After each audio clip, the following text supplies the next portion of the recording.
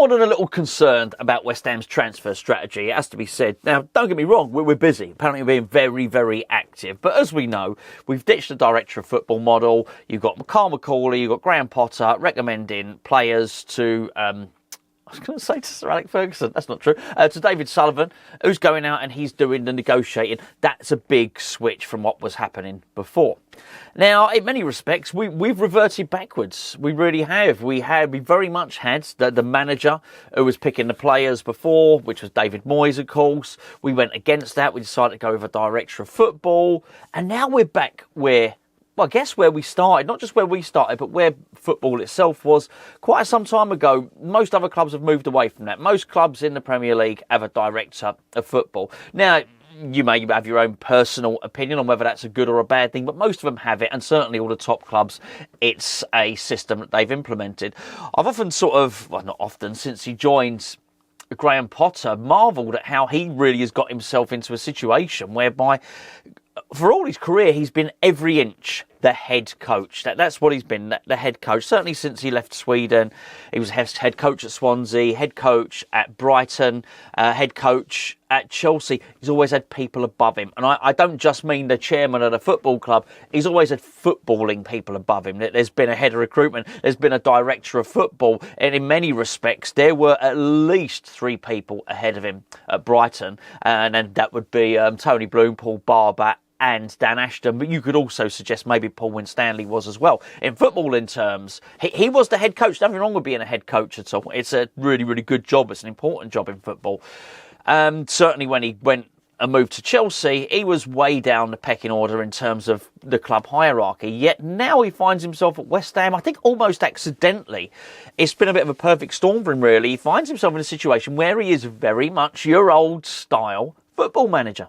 That's it, where basically he is in charge of a lot of the stuff at the club. There's an omnipotence to the way that he is being able to conduct, I guess, strategy ahead of next season for pretty much everything.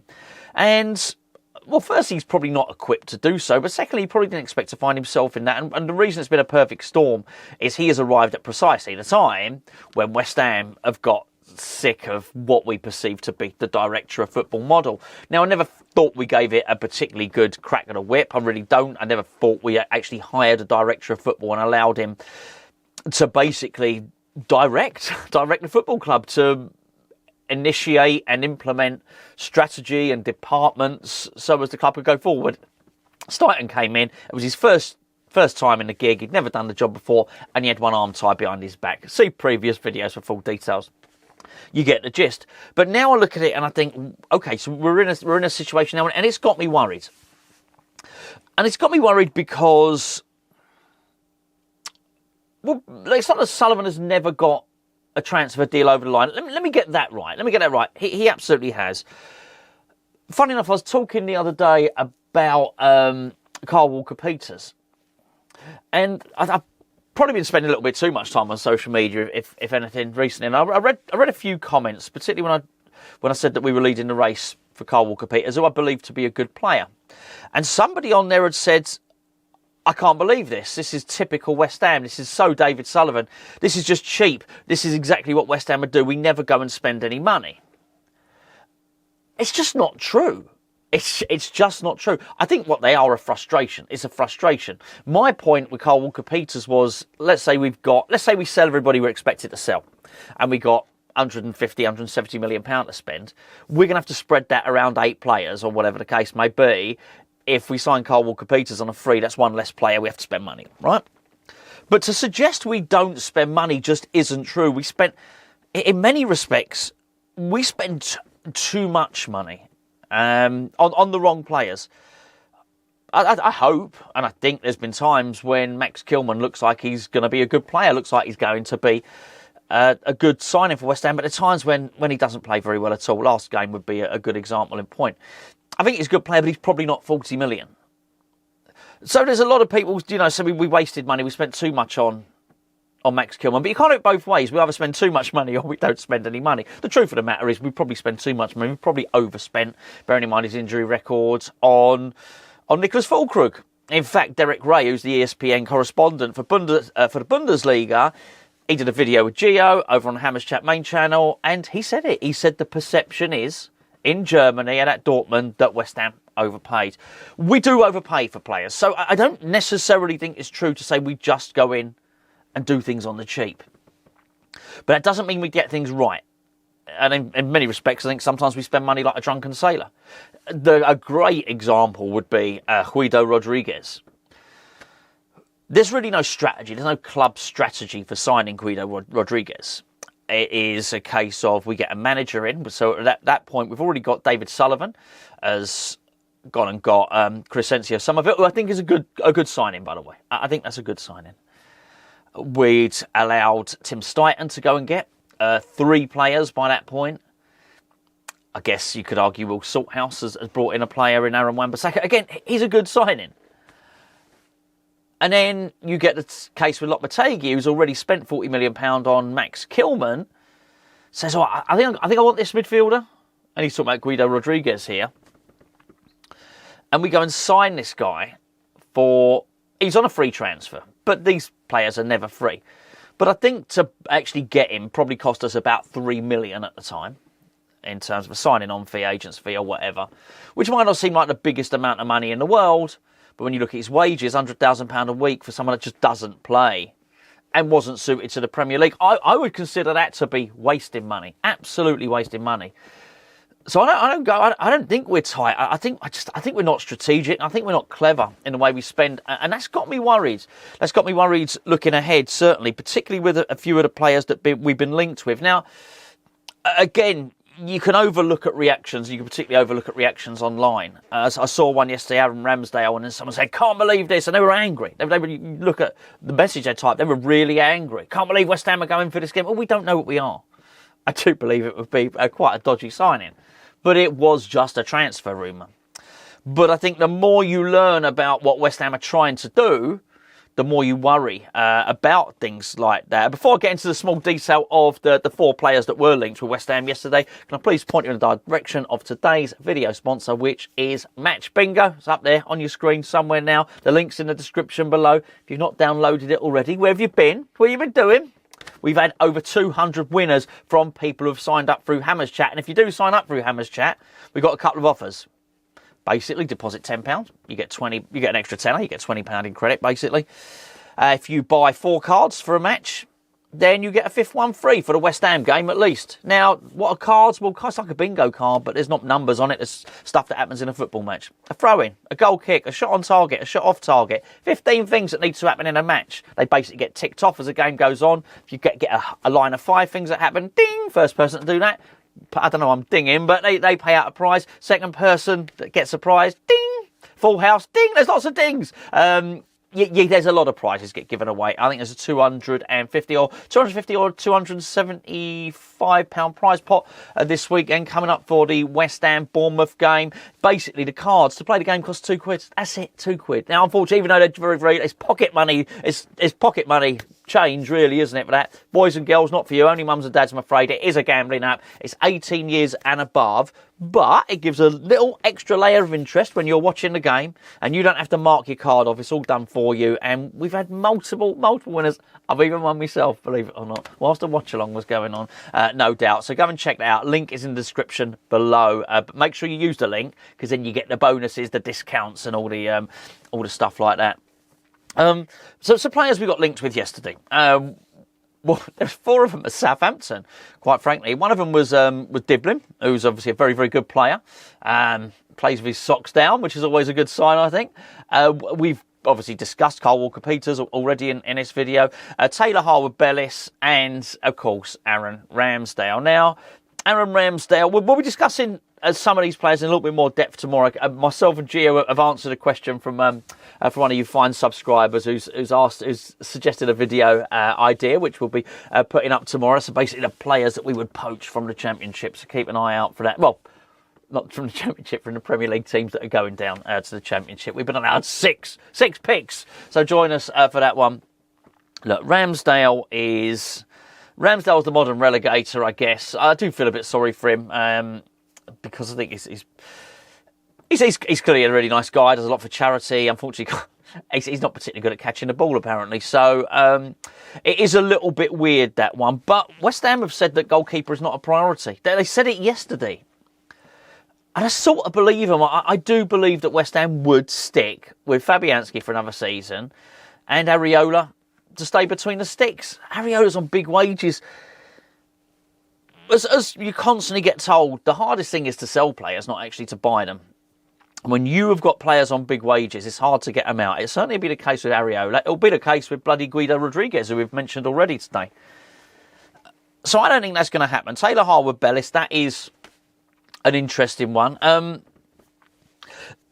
think the fact that maybe we were highlighting all of those players might, if you looked at it, might call into question our strategy. I don't know. Harwood-Bellis is an easy one to look at because he's signed with Will Salthouse. Now, again, it's easy to look at Will Salthouse and do I like the connection all the time? No, I don't. But I do think it is one of the ways that David Sullivan can get deals done. And what worries me more than anything is that we won't get deals done. And I've got no problem. If we use Will Salthouse and we bring in Aaron Wan-Bissaka, I don't have a problem at all. And I like Harwood-Bellis. I think he's a good player. I think he's going to be a good player. If we go and get him, then that's fine. I think the problem is when we go for only Will Salthouse's clients. And again, it's something you read, isn't it? We always just go for Will. You read it, you'll find it out there. We always just go for Will Salthouse clients. Well, we got 9 players in the summer, and one of them was a Will Salthouse client. So I think it's easy to have this perception of what we do, and it is not necessarily true. But I do worry we get left behind. I do worry that, I don't think we've got the best track record of getting deals done for the right price. And even whilst we do get deals done, it does worry me that we have now lost the guy that was getting the deals done in terms of Tim Stuyton. Was he perfect? No. Did he overpay? Yes. Was he a bit wet behind the ears and learning his trade? Yes. But there was someone in place. He did tend to fly back on a private jet with a player. Brilliant. That worries me. I think what I need more than anything else is I don't think I need it as a fan. I don't just think us fans need it. I think other players that want to join West Ham need to see it as well, which is a player signing. I don't think we'd get Samuel Morodian anyway for all the reasons that I said yesterday, but I think, do you know what? Let's just go back to the ones we've been dealing with for some time. Let's go back with Jonathan David. Let's go back with Angel Gomez. As you probably guessed by now, I'm not. We just use them because they're convenient examples. I'm not sure that again, Jonathan David is the best thing for West Ham to do. But if you sign one, the other one's more likely to come, right? If you see that happening. I know there's a lot. I've read the comments, and thank you for all the comments. There's a lot of people who don't particularly like Carl Walker-Peters. Don't think, and not particularly impressed with him. Don't think he's that good, and that's fine. That's everybody can have their opinion. I quite like him. I think he's a tricky player. I think he would be a good squad player. Somebody asked in the comments if that was the level of my ambition to get a free transfer. It wasn't, and I said so in the video. I just think, as I mentioned, it allows us to buy players elsewhere. It's one area that we don't have to buy, and I think he's a good player. I really, really do. But I think once you start bringing those players in, particularly international players, then others may want to join. So I do think possibly the toughest players to get over the line are going to be the first ones. In many respects, we saw it last season. It's a bit of a cascade, wasn't it? You get... Might not have worked out particularly well, but I think it was a good look, signing Luis Guilherme. You saw that they had 3 wonder kids, didn't they? Palmeiras, they had one of them went to Chelsea, one of them went to Real Madrid. I know he'd gone, 6 months earlier, technically, to Real Madrid, but they had 3 wonder kids, and West Ham got one. I thought that was a good look. I think then, even if we overpay for Max Kilman, yes, we did. I still think it was a good look. You still look at West Ham and think, wow, look, they've just spent £40 million on a defender, on a ready-made defender, and they've just spent 23 million quid, whatever it was, on a young Brazilian player. I think if you're thinking, you're weighing up, if you've got 3 or 4 choices of clubs that you can sign for, and one of them's West Ham, you might think, hold on, they're actually doing business. And then, we carried on. It still looked like we were in it, and we're bidding for John Duran, and we looked active and we looked busy. And I think the bid for John Duran didn't happen, but it became believable because people could see us signing other players as well. So I think the first one over the line is going to be important. There's no reason not to. Well, you can't get Carl Walker-Peters because he can't negotiate with a domestic club at the moment. So he could sign a pre-contract agreement with a European club or a South American club, but he can't do that now. But what we can do is, if we've got him over the line, we could announce that we've got a pre-contract agreement with Angel Gomez, or we've got a pre-contract agreement with Jonathan David. That we can do. That would help. It really would help. But I do have a concern. I do have a massive concern about it. And I think they could just put, as I say, potential signings, fears at ease, but more importantly, fans' fears at ease. There's nothing you can do about the people that have got it in their mind that think we don't never sign players. As I say, I go back to that comment that I said at the start. This is typical West Ham. We always go for free signings. We never sign anyone. It's just not true.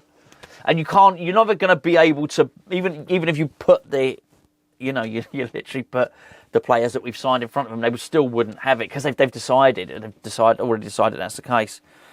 And I think we're all guilty of a bit of that. So I think for me, I've already decided, I think in my mind, that we're going to struggle to get signings over the line.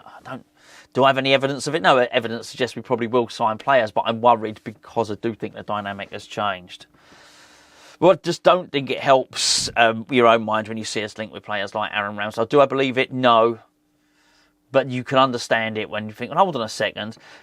Southampton have got 10 points from 31 Premier League games, and we're after 4 of their players. Don't mean they're all bad players, I just don't think it does, but I just don't think it's necessarily a good look. And I worry. I absolutely believe that we were trying to break our transfer record for Samu on Meridian. I absolutely believe that we were trying to, but even that worries me because we should have known as a club that that's gone. We can't get that player.